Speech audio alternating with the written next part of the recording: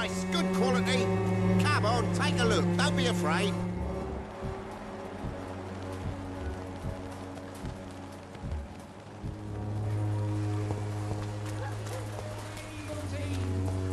Unable to see the true horror around you.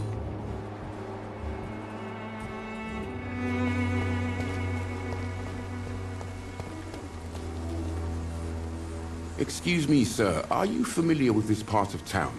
Name's Clayton Darby, reporter. Sorry, I'm new to Whitechapel. But perhaps you could help me since you're a journalist. My name is Jonathan Reed. Dr. Reed, the famous surgeon. I'll gladly help if I'm able, sir.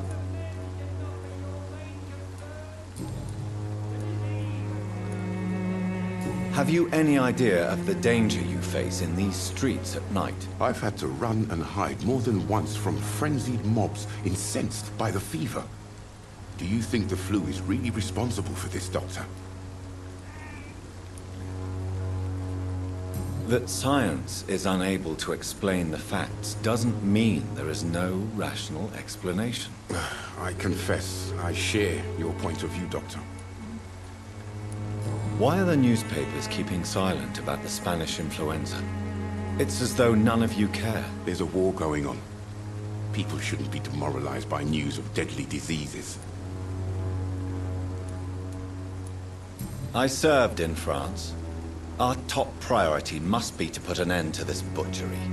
This war must stop now. Sir, streets are a battlefield too. An invisible and untold war is going on, and it must be stopped. What is a journalist doing in this borough after sunset? He goes where none of his colleagues would dare to go, to inform the country. So you risk your life to reveal the truth. I saw many reporters do the same during the war. Whitechapel is the crucible of so many untold stories and tragedies. I want people to know them. That's quite honorable of you. But is the public interested? Not at all, sir. And that's why I'm an independent journalist, hoping to sell some stories.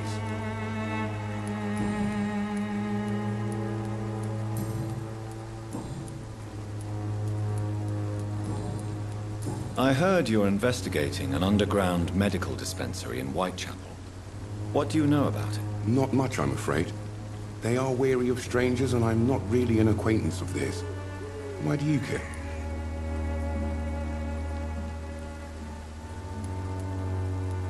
I'm afraid one of the nurses from the Pembroke Hospital may be involved with unsavory activities. Ah, could it be Dorothy Crane? Without a doubt, you are a damn fine journalist, Mr. Darby. What do you know of her accomplice, a man named Darius? I don't know much about the man. He's very cautious. Never goes out. Doesn't seem to have any friends or family. He has no relatives at all? No. Except for that strange man, a poet named Richard Nithercott, who sometimes comes by. Darius would never let him in. Where can I find this Mr. Nithercott? He spends most of his time lurking around Whitechapel, talking to himself or declaring verses. These days, you can usually find him behind the church. He never goes out? No. A few days ago, he unexpectedly did. I followed him, but it was just a ruse to keep me away from his house. Really? How do you know? He went to the nearest mailbox, but just before posting his letter, he ripped it up and threw it away.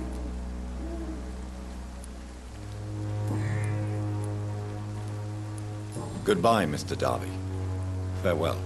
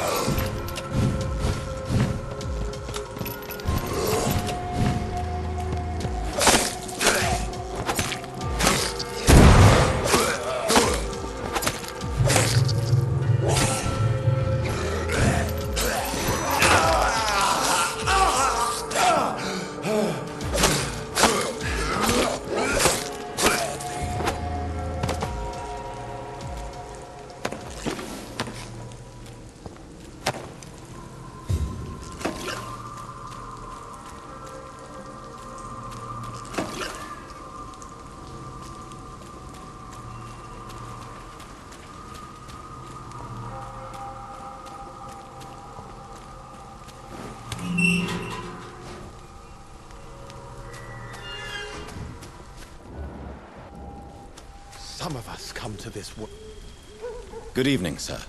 I'm Dr. Reed. I would like to ask you a few questions. Please be my guest. Although I may not be the best informant regarding this part of town, my words speak about that which the eyes cannot see. Really? Are you an artist of some kind? I'm a poet, sir. Richard Nethercott, at your service. May I ask what you're doing at this hour of night, sir? Do you live here? Not at all. I'm just enjoying the pleasure of a quiet walk. Though night talks are always preferable, if you ask me. Especially with strangers. If you say so. But as a physician in a time of epidemic, I must caution you to avoid unnecessary exposure, sir. Thank you, Doctor. But we both know the seeker of truth has to go boldly where the weak dare not. But are you not afraid of the epidemic? Oh, why should I? I see some equity in the Spanish flu. No flesh should be saved, say the scriptures. Good or evil, rich or poor, all are equal in the eyes of the flu.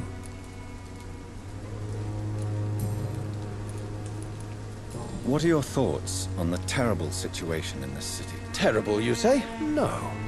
Of course, the death of so many innocents is a tragedy. But the scourge has not been all bad for the city. Oh, no, sir. What are you talking about? Do you remember London before the flu?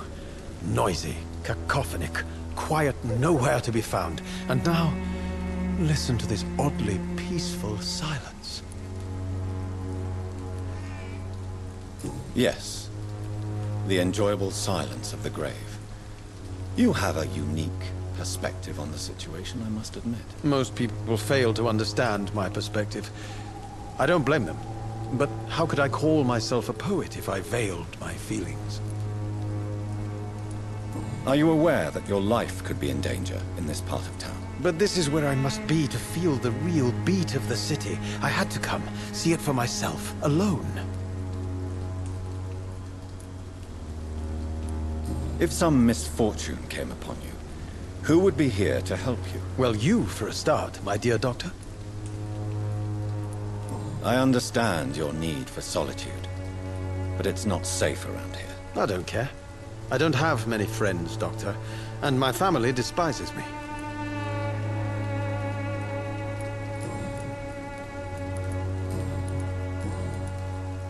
Tell me, Mr. Nethercott, why seek inspiration in Whitechapel? The place is not beautiful per se, but how to explain it? Stirring and challenging. Do you not think it a little morbid? On the contrary, sir.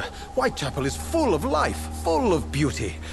Just like my dear muse, the wonderful Camellia. What can you tell me about Camellia? Not much, and that's the beauty of it. She can't speak, you know. She's a locked mystery who exhales kindness and sweetness. Perhaps you're just afraid to find out the truth about your muse. One day, perhaps, I'll ask her to come with me. But will she still be my wild flower of Whitechapel if she moves uptown? And have you ever tried to learn more about her? Where she lives, how she survives, whom she may know? Maybe I prefer she remains an enigma. Reality can be so dull, don't you think? In what way, exactly? The struggle by gaslight, the barren smiles and the arid hunger under the rain. If you say so. Such vibrant antagonism and vivid paradox. The stripped humanity raged across each street. Vivid, of course, yes.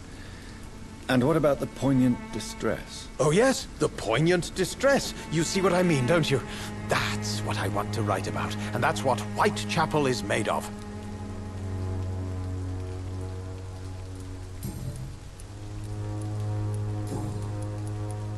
May I ask you a few questions about the district? Extraordinary part of town, is it not? I'll be glad to help you, if I can.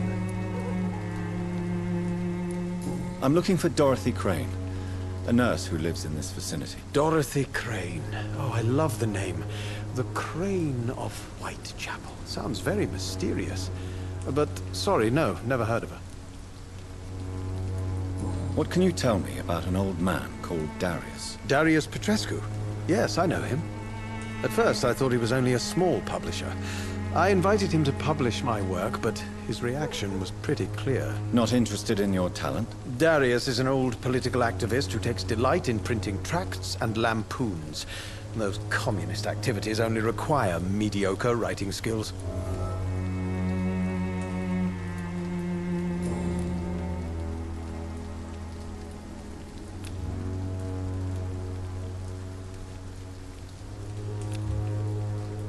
I'll leave you alone, sir.